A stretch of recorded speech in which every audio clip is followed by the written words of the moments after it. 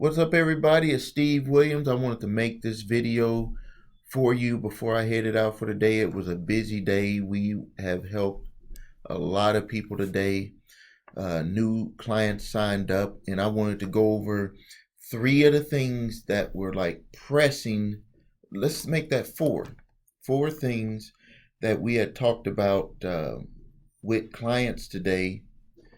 Um, And again, I appreciate everyone that's liking the videos. It helps with the algorithm. It's just something that we got to do.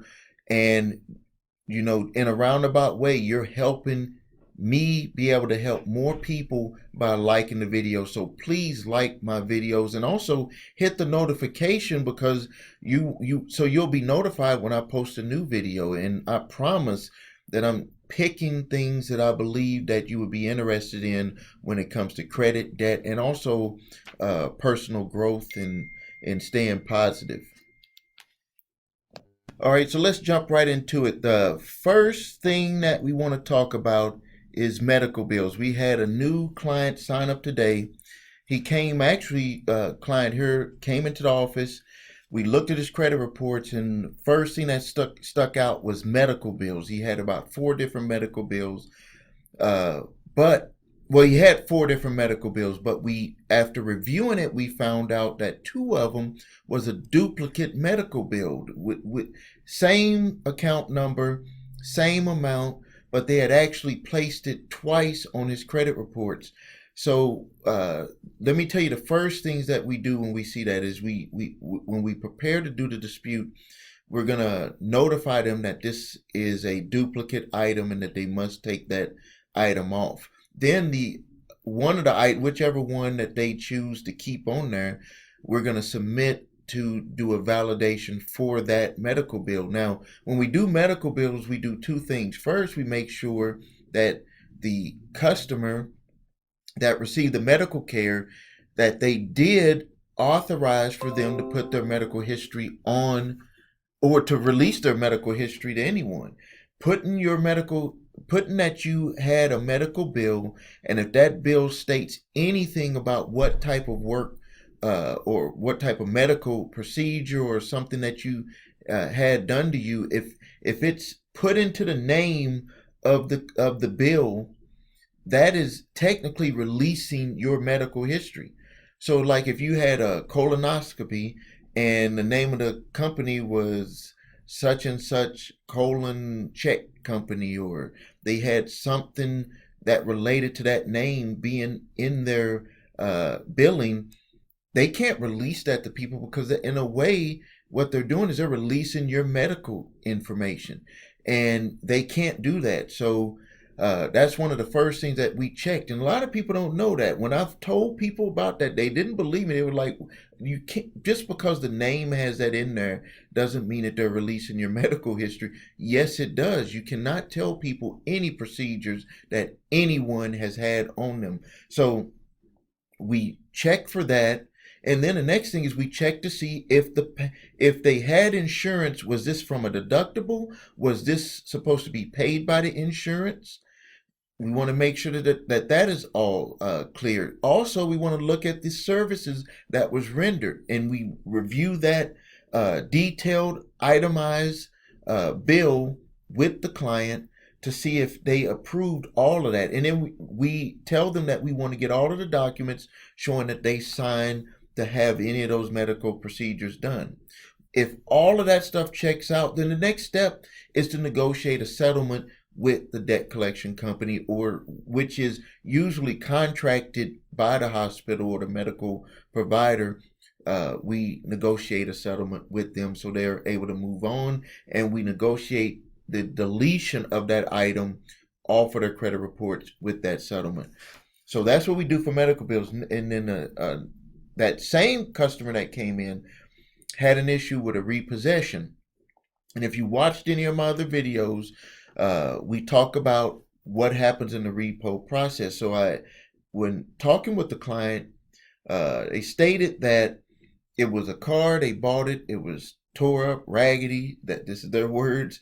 They gave it back, and they didn't know anything after that. Well, When we looked at the credit reports, it said that they owed $4,400 on that car. So I told him, even though you gave it back, this whole thing didn't go away. And I said, did you receive anything from them saying that they sold the car at auction or anything? And then the next thing that he told me was that they had gotten into an accident and then they gave the car back. And I said, okay, well, they still supposed to tell you what they ended up doing with the car. More than likely, this is what they did. They probably were not able to sell that car, or if they did take it to an auction, if it had an accident, more than likely it was just going to be a car that was going to be parted out. But let me tell you something that came to mind when I was looking at that about the car. And I had it right here in my notes. If the car was in an accident and they gave it back to the lender, it is possible that that car was paid off with an insurance that is not really known by people, but it'll be a rider that most lenders have on on stuff like cars, anything that is collateralized like a vehicle. And they probably got paid 100% of that money for that vehicle. So what we're going to do is we're going to contact the lender and we're going to ask what happened with the car, and we're going to ask them a question that they're probably not thinking that would ever be asked of them because they don't think people know about it. Is that we're going to ask them that they file a claim against their insurance to get the money for that vehicle and get that loan paid off on that vehicle. I know this not because I was in an accident and gave a car back. I know this because my G-Wagon, remember the video I made about my G-Wagon where the dealer was not able to fix the problem with the G-Wagon, and I ended up calling the dealer, calling my warranty company, which was with Mercedes, and they told me that it's possible that they could do something about it, but they would let me know.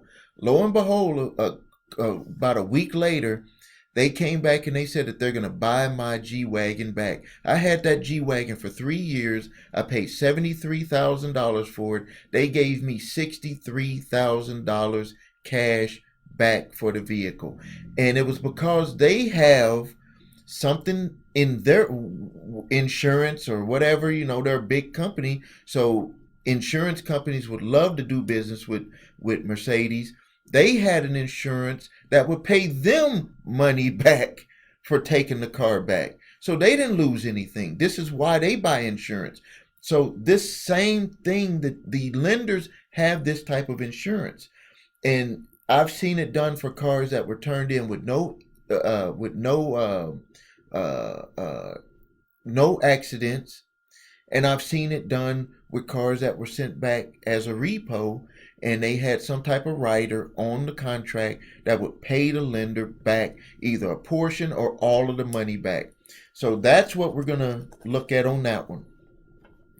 And then the next thing that we're going to talk about is we had a client call in. They had a question, and they said if they pay, someone told them that if they pay, negotiate a settlement and pay it, that it would hurt their credit. And I told them, no, negotiating a settlement will not hurt your credit. And when we do negotiations on settlements, we get the item removed off of the report. So you got to do that negotiation at the same time. But it will, even if you pay it and it just shows paid, account closed, paid for less than original amount, it will not hurt your credit. Trust me. What hurts your credit the most is unresolved items. Unresolved items hurts your credit the most. I've seen thousands of different credit reports, and I know for a fact, this is not theory, we do this every day. What hurts your credit the most is unresolved items, not resolved items. The next one is garnishment. We have a gentleman that they attempted to garnish him, but he is unemployed, so they couldn't garnish. But he wants to start paying on the debts, which were judgments. He wants to start paying on them to try to get ahead of them. But the problem is that they want the arrangement that they wanted to get that they offered him was way more than he's able to afford. He's getting a little bit of unemployment, and I guess he does some odd jobs. And he said that he just cannot afford what they offered. And what we did is we drafted a letter and we sent that to them with a proposal stating that due to his financial situation, that he's unemployed, but he wants to stand up and do the right thing towards the debt. He noted he lost in court, and it's a judgment that he would like to propose an amount that he would like to pay each month. And so we crafted that letter, and we told him that we would like to propose the monthly amount that he wanted to do, that he wanted to pay, and that later we can revisit it, either 6 months or a year later to see if his financial situation changed, and maybe he can pay more. But let's go into him, negotiating a payment that he can afford. What this does for the conscience of an individual is that it takes pressure off of the mind. He won't have to think about this every day. He won't have to think about them calling him and worrying him about making a payment. So there's a lot of benefits that go also on the other side if you end up negotiating and making a payment arrangement and for something that's a judgment that's already been proven in court and that it's just not going to go away. There's a lot of anxiety that goes away when you're able to do that. So I always talk about getting in front of things, and if you have a judgment and you lost and you did everything to see if this was something legal that you had to pay, then you might as well get ahead of it, and you can, instead of allowing them to garnish a certain amount, you can say this is the amount that I can afford, and you can show them paperwork or information to prove that your financial situation, that this is what you're able to do. That won't force you into bankruptcy. All right, so I'm going to end it here. I thank everyone for liking the videos. Please like them. Push the notification button so you can be notified when a new video is posted. Visit the website, thecreditrepairshop.com. If you need your credit reports and scores, because this is where everything starts, with your credit reports and your scores, visit the link below. The number 3 scores.com. The link is below. Again, like, share, and subscribe to my channel. This is Stephen Williams, founder and president of thecreditrepairshop.com. Thank you and have a great evening.